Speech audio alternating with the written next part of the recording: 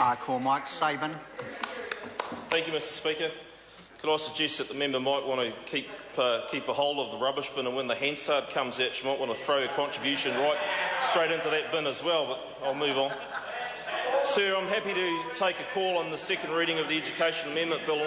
I'm not a member of the committee, but was happy to be involved in predominantly in the surrender and retention component of the bill, sir.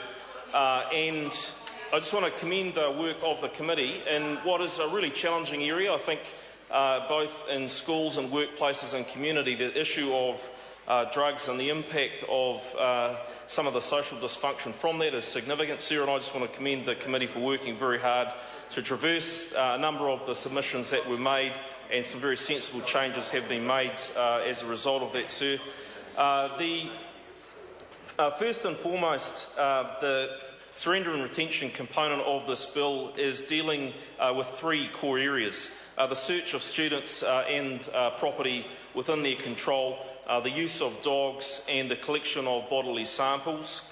The first point I want to make, sir, in respect of that is that overarching, over and above everything, this is about ensuring that boards and principals can have a safe environment for learning, and an environment that is conducive for students to learn and be educated. And that is where everything must come back to and be centred around when decisions are made as to how to deal with those students who will bring weapons or drugs into school, sir. The changes that have been made really were called on by the sector, and I think provide real clarity and a legislative framework upon which they can operate with some confidence, sir. And I think that's very important because of some of the confusion and ambiguity that has existed in terms of the practices in schools. I want to acknowledge a couple of submitters in particular, and the reason for this, sir, is because I think what they have done is reflected some of the realities that it's very easy for the bureaucracies to lose touch with, sir.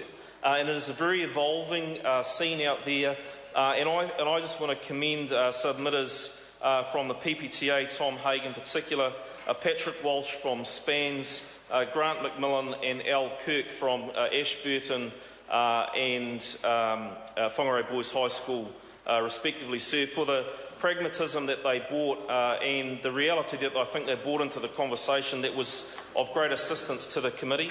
Sir, I just want to very briefly summarise the three main components that the surrender and retention really deal with. The first being where a teacher believes that a student has an item that is harmful to that learning environment. So the ability for the student, for the teacher or otherwise authorised person to require that item to be revealed and surrendered. And so where that is not done and the teacher has a reasonable belief that the item is harmful, that they can then require the student to hand over a bag or their outer clothing, including headwear, socks and shoes, for the purpose of searching for that dangerous or that harmful item. And sir, obviously the searches would do have to be carried out, and it's set out quite explicitly in the legislation in a sensitive, private and decent manner, as we would expect, sir. And there's I'll touch on the guidelines that I think will provide great assistance in that. And sir, also the bill makes it clear that where students refuse these requirements, that the teachers are entitled to take an alternative disciplinary approach. So sir, we get to a situation where the board, the teachers, the principals must be in a position to ensure that environment is safe.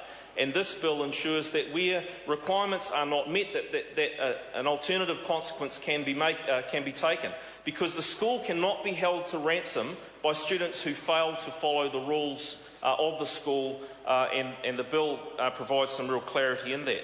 Sir, it goes on to talk about, the bill makes it very clear around drug testing, and the fact that pre-suspension drug testing in the manner of a Rubicon program, where a requirement can be made for a student to pass a drug test as part of a condition of that program, is very much an allowable practice within the framework. There's nothing stopping schools at the moment, by virtue of their board having a requirement for it to pass a drug test coming back from suspension.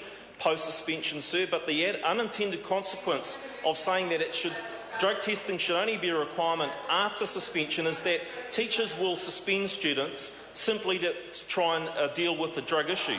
So the ability to engage and encourage students to participate in voluntary programs pre-suspension is infinitely sensible, and it's very reflective of the fact that the best place to get on and solve these issues is actually in the school environment. Sir, with regard to drug testing, the drug dogs, the bill clarifies that contractors can be used and engage with their dogs in schools, but for the purpose of searching the school grounds, not students themselves or bags in their control. And we have to be very careful, sir, that arbitrary random searches by virtue of a dog running along a line of students is just not an acceptable practice. Where there are reasonable grounds to believe that a student may have drugs on them, then if need be, sir, you can certainly involve the police in that, but there are other means to deal with it. But the theatre of having drug dogs in schools, the ability to send that deterrent message and getting that balance right, sir, the bill does point that out. And if I can just conclude, sir, on one of the important components of the changes to this particular part of the bill in the requirement for the Ministry to prepare guidelines in consultation with the sector. Those guidelines must be given regard to when schools are forming their policies. This is vital in two ways. One, because the sector and the Ministry will engage in this on an ongoing basis in the realities and form a much closer and better working relationship in reflecting the needs of schools in dealing with this. And secondly, sir, I think it will provide a great best practice methodology and mechanism for boards and principals to ensure that in responding to the needs of this law, sir, they put some flesh on the bones and actually have a pragmatic and sensible means of achieving purpose. Sir, I wholeheartedly commend the changes made here in this bill to the House. Thank you. Call Dr Megan Woods. Thank you, Mr Speaker, and I'm pleased to be able to take a call on this to address some of